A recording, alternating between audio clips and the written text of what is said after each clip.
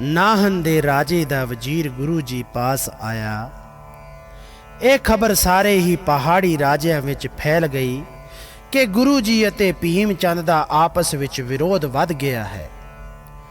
ਨਾਹਨ ਦਾ ਰਾਜਾ ਮੇਦਨੀ ਪ੍ਰਕਾਸ਼ ਨੇ ਵੀ ਜਦ ਸੁਣਿਆ ਕਿ ਗੁਰੂ ਜੀ ਬੜੇ ਸੂਰਮੇ ਤੇ ਸ਼ਸਤਰ ਅਭਿਆਸੀ ਹਨ, ਆਨੰਦਪੁਰ ਉਹਨਾਂ ਪਾਸ ਸਿੱਖ ਸੰਗਤਾਂ ਦਰਸ਼ਨ ਪਰਸਨ ਵਾਸਤੇ ਆਣ ਕੇ ਬਹੁਮੁੱਲੀਆਂ ਭੇਟਾਂ ਅਰਪਣ ਕਰਦੀਆਂ ਹਨ।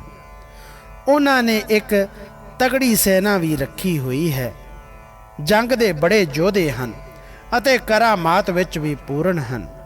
ਇਤਿਆਦਿਕ ਗੁਣ ਸੁਣ ਕੇ ਰਾਜਾ ਮੇਦਨੀ ਪ੍ਰਕਾਸ਼ ਮਨ ਵਿੱਚ ਬੜਾ ਖੁਸ਼ ਹੋਇਆ। ਰਾਜੇ ਨੇ ਵਿਚਾਰਿਆ ਕਿ ਜੇ ਸਤਿਗੁਰੂ ਜੀ ਨਾਲ ਮੇਰਾ ਮਿਲਾਪ ਹੋ ਜਾਵੇ ਤਾਂ ਮੇਰੇ ਸਾਰੇ ਕੰਮ ਠੀਕ ਹੋ ਜਾਣਗੇ। ਰਾਜੇ ਨੇ ਆਪਣੇ ਵਜ਼ੀਰਾਂ ਨਾਲ ਸਲਾਹ ਕੀਤੀ ਕਿ ਸ੍ਰੀ ਗੁਰੂ ਗੋਬਿੰਦ ਰਾਏ ਜੀ ਆਪਣੇ ਨਗਰ ਆਨੰਦਪੁਰ ਰਾਜਾ ਭੀਮ ਚੰਦ ਦੇ ਰਾਜ ਵਿੱਚ ਰਹਿੰਦੇ ਹਨ, ਪਰ ਦੋਹਾਂ ਦੀ ਆਪਸ ਵਿੱਚ ਅਣਬਣ ਹੈ, ਜਿਸ ਕਰਕੇ ਕਿਸੇ ਵੇਲੇ ਵੀ ਇਹਨਾਂ ਦੀ ਲੜਾਈ ਛਿੜ ਪੈਣ ਦੀ ਸੰਭਾਵਨਾ ਹੈ। ਅਸੀਂ ਉਹਨਾਂ ਨੂੰ ਬੇਨਤੀ ਕਰਕੇ ਆਪਣੇ ਰਾਜ ਵਿੱਚ ਲੈ ਆਈਏ ਤਾਂ ਬਹੁਤ ਚੰਗਾ ਹੋਵੇਗਾ। ਇਹ ਸਲਾਹ ਕਰਕੇ ਰਾਜਾ ਨਾਹਨ ਨੇ ਆਪਣੇ ਇੱਕ ਵਜ਼ੀਰ ਨੂੰ ਗੁਰੂ ਜੀ ਪਾਸ ਭੇਜ ਕੇ ਬੇਨਤੀ ਕੀਤੀ ਕਿ ਮੇਰੇ ਰਾਜ ਦਾ ਪਹਾੜੀ ਇਲਾਕਾ ਅਤੇ ਜਮਨਾ ਦਾ ਕਿਨਾਰਾ ਬੜਾ ਸੁੰਦਰ ਤੇ ਰਮਣੀਕ ਹੈ। ਜੇ ਤੁਸੀਂ ਆਪਣਾ ਨਿਵਾਸ ਇੱਥੇ ਲੈ ਆਵੋ ਤਾਂ ਮੈਂ ਆਪਣੇ ਧਨ ਭਾਗ ਸਮਝਾਂਗਾ। ਜਦ ਸਤਿਗੁਰੂ ਜੀ ਨੇ ਇਹ ਚਿੱਠੀ ਪੜ੍ਹ ਕੇ ਦੀਵਾਨ ਨੰਦ ਚੰਦ ਅਤੇ ਸੰਗੋ ਸ਼ਾਹ ਤੇ ਮਾਮਾ ਕਿਰਪਾਲ ਨਾਲ ਸਲਾਹ ਕੀਤੀ ਤਾਂ ਸਭ ਨੇ ਰਾਜੇ ਦੀ ਬੇਨਤੀ ਪ੍ਰਵਾਨ ਕਰ ਲੈਣ ਵਾਸਤੇ ਕਿਹਾ ਅਤੇ ਮਾਮਾ ਜੀ ਪਾਸੋਂ ਇਸ ਦੀ ਪ੍ਰੋੜਤਾ ਕਰਾ ਦਿੱਤੀ। ਮਾਤਾ ਜੀ ਨੇ ਕਿਹਾ, ਸੁਣ ਬੇਟੇ, ਮਾਤਾ ਦਾ ਕਹਿਣਾ ਤਾਂ ਪਹਿਲੇ ਅਵਤਾਰਾਂ ਨੇ ਵੀ ਨਹੀਂ ਮੋੜਿਆ, ਜਿਵੇਂ ਸ਼੍ਰੀ ਭਗਵਾਨ ਰਾਮਚੰਦ ਨੇ ਅਤੇ ਫਿਰ ਕ੍ਰਿਸ਼ਨ ਭਗਵਾਨ ਨੇ ਵੀ ਆਪਣੀਆਂ ਮਾਤਾਵਾਂ ਦੀ ਆਗਿਆ ਨਹੀਂ ਸੀ ਮੋੜੀ, ਤਿਵੇਂ ਤੁਸੀਂ ਵੀ ਮੇਰਾ ਆਖਾ ਮੰਨ ਕੇ ਉਸ ਨਾਹਨ ਦੇਸ ਨੂੰ ਚੱਲ ਭਾਗ ਲਾਓ। ਸਤਿਗੁਰੂ ਜੀ ਨੇ ਮਾਤਾ ਜੀ ਦੇ ਬਚਨ ਸੁਣ ਕੇ ਉੱਤਰ ਦਿੱਤਾ, ਮਾਤਾ ਜੀ, ਮੈਂ ਤੁਹਾਡਾ ਆਖਾ ਮੋੜਨਾ ਨਹੀਂ ਚਾਹੁੰਦਾ। ਮੈਨੂੰ ਅਕਾਲ ਪੁਰਖ ਨੇ ਭਿਆਨਕ ਯੁੱਧ ਕਰਨ ਵਾਸਤੇ ਭੇਜਿਆ ਹੈ। ਦੁਸ਼ਮਣਾਂ ਦੇ ਸਮੂਹ ਦਲ ਨਾਸ਼ ਕਰਕੇ ਇਹਨਾਂ ਨੂੰ ਦੰਡ ਦਿਆਂਗਾ। ਸਾਧ ਪੁਣੇ ਨੂੰ ਕੋਈ ਨਹੀਂ ਮੰਨਦਾ, ਪਰ ਪੁਰਸ਼ਾਰਥ ਨੂੰ ਹੀ ਜਗਤ ਮੰਨਦਾ ਹੈ।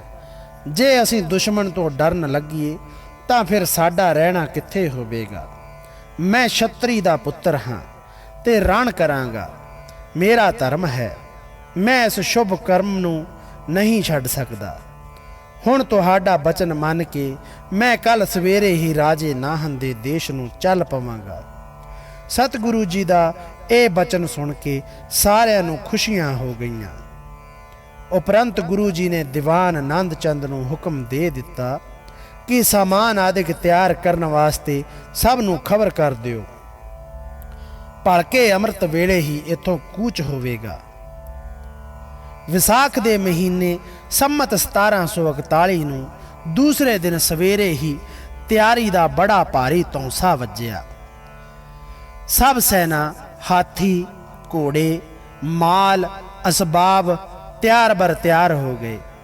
ਮਾਤਾ ਗੁਜਰੀ ਜੀ, ਮਾਤਾ ਨਾਨਕੀ ਜੀ ਅਤੇ ਸਤਿਗੁਰੂ ਜੀ ਦੇ ਮਹਿਲ ਮਾਤਾ ਜੀਤੋ ਜੀ ਤੇ ਸੁੰਦਰੀ ਜੀ ਦੀ ਸਵਾਰੀ ਵਾਸਤੇ ਪਾਲਕੀਆਂ ਤਿਆਰ ਹੋ ਗਈਆਂ।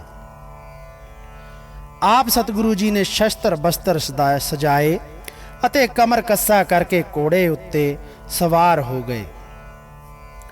500 ਉਦਾਸੀ ਸਾਧੂ, ਸਿੱਖ ਸੈਨਾ ਅਤੇ ਸੰਗਤ ਦਾ ਵਹੀਰ ਪੈਦਲ ਤੁਰ ਪਏ।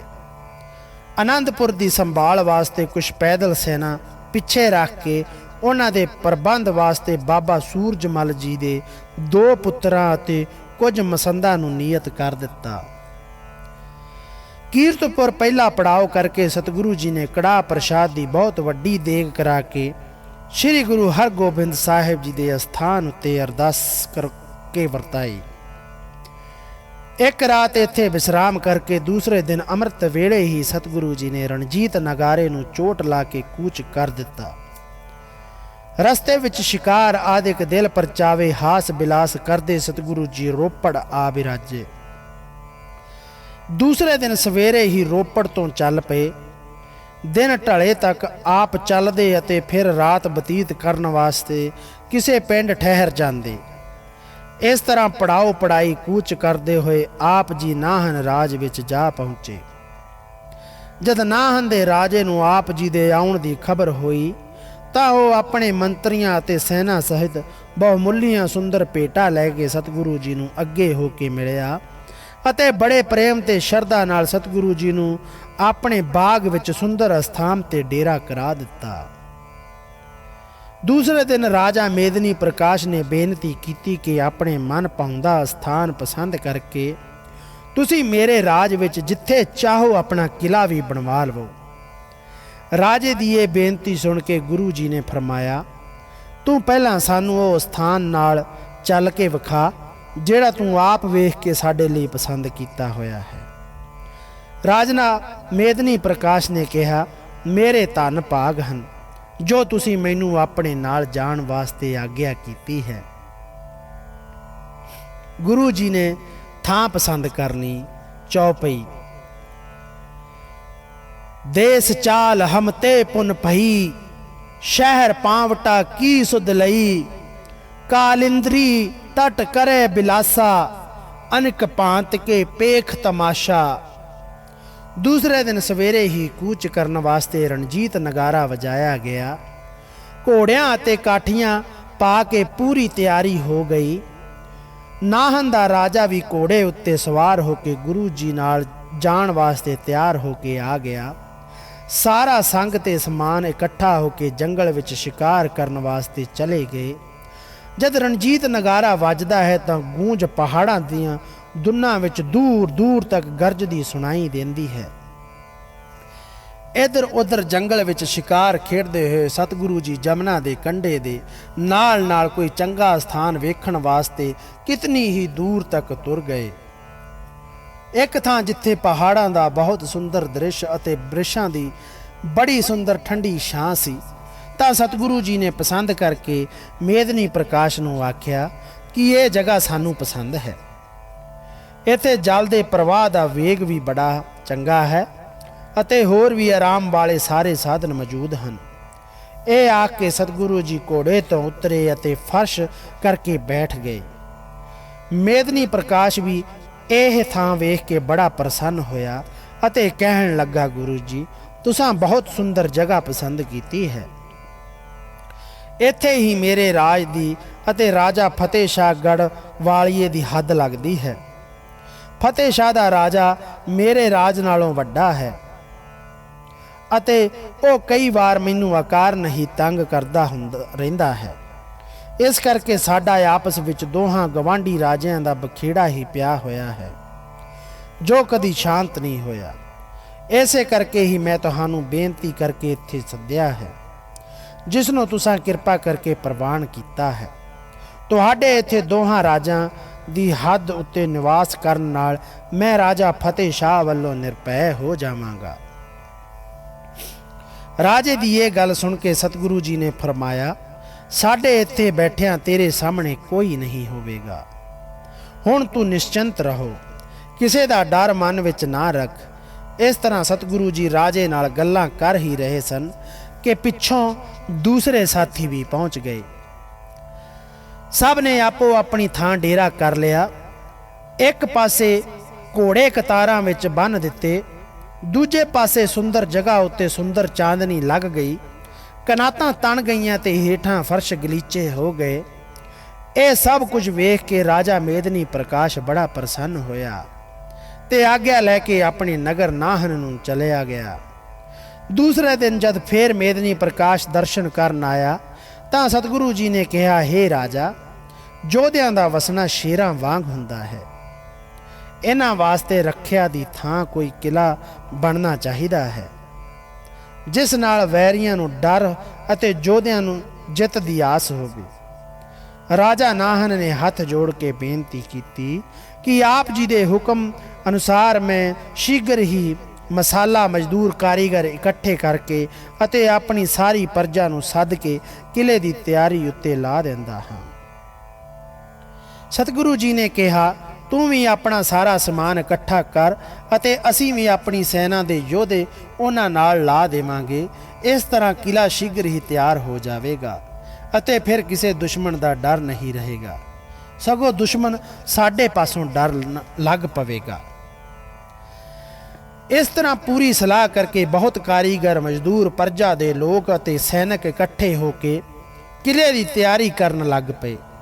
ਸਤਿਗੁਰੂ ਜੀ ਨੇ ਕਿਲੇ ਦੀ ਨੀਂਹ ਰੱਖਣ ਸਮੇਂ 1000 ਰੁਪਏ ਦਾ ਕੜਾਹ ਪ੍ਰਸ਼ਾਦ ਤਿਆਰ ਕਰਕੇ ਅਰਦਾਸ ਕੀਤੀ ਅਤੇ ਆਖਿਆ, ਹੈ ਗੁਰੂ ਨਾਨਕ ਦੇਵ ਜੀ, ਦਾਸ ਜਮਨਾ ਦੇ ਕਿਨਾਰੇ ਕਿਲਾ ਬਣਾਉਣ ਲੱਗਾ ਹੈ। ਆਪ ਜੀ ਨੇ ਸਦਾ ਸਹਾਈ ਹੋਣਾ, ਵਿਘਨਾਂ ਨੂੰ ਨਾਸ਼ ਕਰਨਾ।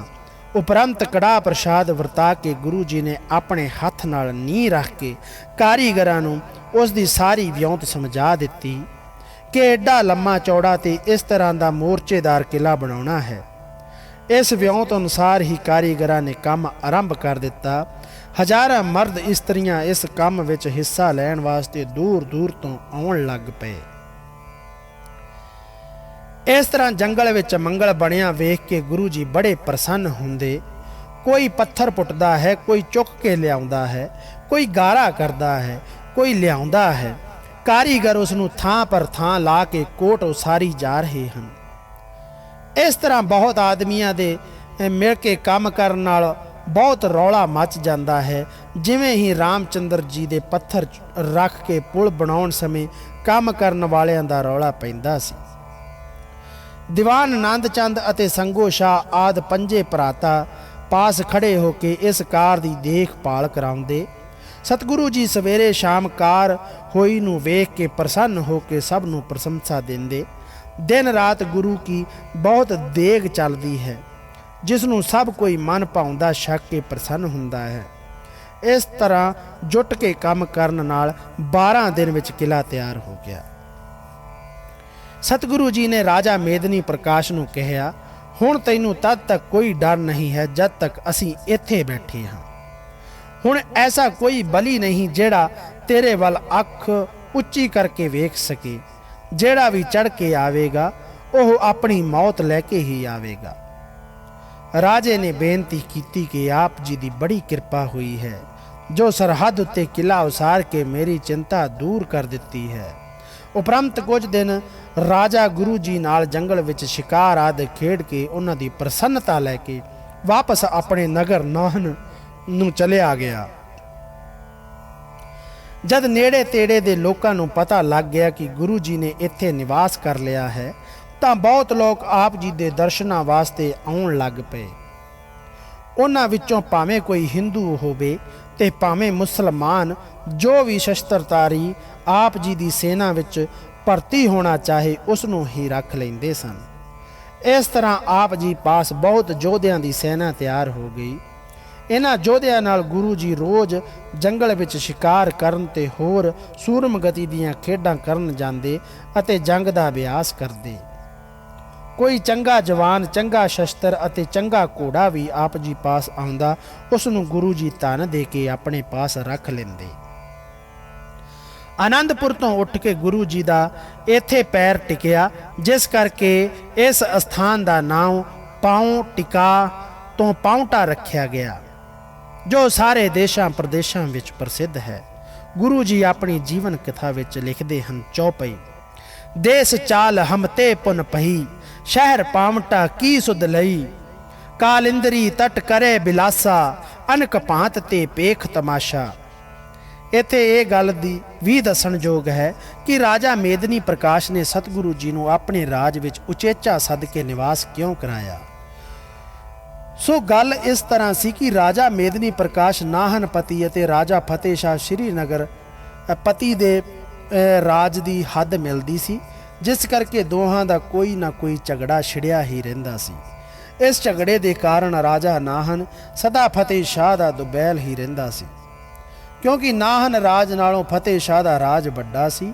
ਉਸ ਪਾਸ ਸੈਨਾ ਬਹੁਤ ਸੀ ਅਤੇ ਇਸ ਤੋਂ ਉਪਰੰਤ ਬਾਬਾ ਰਾਮ ਰਾਏ ਕਰਾਮਾਤ ਵਿੱਚ ਪ੍ਰਸਿੱਧ ਸਨ ਅਤੇ ਔਰੰਗਜ਼ੇਬ ਉਹਨਾਂ ਦੀ ਮੰਨਦਾ ਸੀ। ਉਸ ਦੇ ਰਾਜ ਵਿੱਚ ਵੀ ਰਹਿੰਦੇ ਸਨ। ਇਹਨਾਂ ਦੀ ਸਹਾਇਤਾ ਵੀ ਫਤਿਹ ਸ਼ਾਹ ਨੂੰ ਪ੍ਰਾਪਤ ਸੀ। ਇਸ ਕਰਕੇ ਜਦ ਰਾਜਾ ਨਾਹਨ ਨੇ ਕਰਾਮਾਤ ਅਤੇ ਸੂਰਮਤਾਈ ਵਿੱਚ ਸ੍ਰੀ ਗੁਰੂ ਗੋਬਿੰਦ ਰਾਏ ਜੀ ਦਾ ਪੂਰਨ ਜਸ ਸੁਣਿਆ ਤਾਂ ਉਸਨੇ ਆਪਣੀ ਰੱਖਿਆ ਵਾਸਤੇ ਸਤਿਗੁਰੂ ਜੀ ਨੂੰ ਉਚੇਚਾ ਬੇਨਤੀ ਪੱਤਰ ਭੇਜ ਕੇ ਸੱਦਿਆ ਅਤੇ ਕਿਲ੍ਹਾ ਆਦਿਕ ਬਣਾਉਣ ਵਿੱਚ ਹਰ ਪ੍ਰਕਾਰ ਦੀ ਸਹਾਇਤਾ ਭੇਜੀ। ਬੋਲੋ ਭਾਈ ਜੀ ਵਾਹਿਗੁਰੂ।